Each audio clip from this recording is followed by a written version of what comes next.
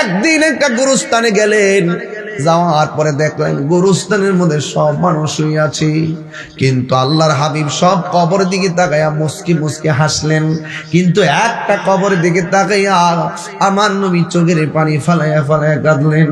আল্লাহর হাবিবকে ডাক দিয়া কয়, নবী গো, ও মায়ার নবীজি, সব কবরে দাঁড়িয়ে আপনি তাক হাসলেন, কিন্তু একটা কবরের দিকে তাকাইয়া কেন চোখের পানি ফালাইয়া কাঁদলেন?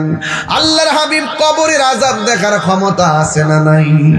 আপনার আল্লাহ রাব্বুল আলামিন বলতেছেন, ওয়া মা ইয়াস্তাবিল আহইয়া ওয়ালাল আমওয়াত ইন্নাল্লাহা ইউসমিউ মান ইয়াশা।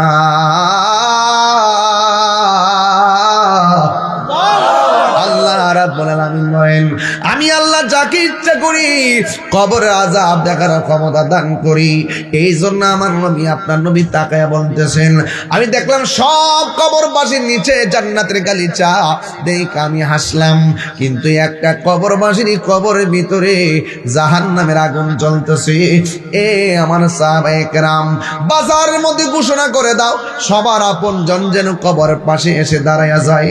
এবার সব কবরের পাশে সবাই এসে দাঁড়াইছি, আর যে কবরটার মধ্যে আযাব হইতেছে ওই কবরের পারে একজন দাঁড়াইছি, কোন পুরুষ দাঁড়াই নাই, একটা মহিলা লাঠি ভর কইরা কইরা ওই কবরের পারে দাঁড়াইছি।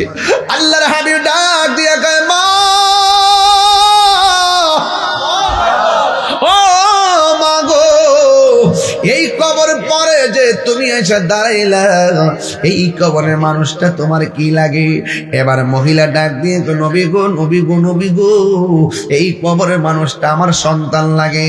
নবী ডাক দিয়ে, ও মা, আপনি জানেননি আপনার সন্তানটা কবরে কেমন আছে? এবার মহিলা ডাক দিয়ে কল, আল্লাহ এবং রাসূল ভালো জানে।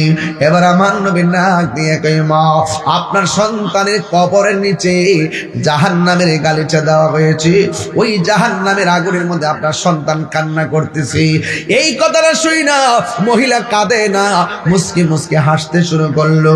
এবার আমার নবী, আপনার নবী ডাক দিয়ে কয়, মা, আপনার সন্তান কষ্টে, আপনি কেন হাসতেছেন, কারণটা কি? এবার মহিলাকে, আমি আনন্দে হাসতেছি। কয় কেন?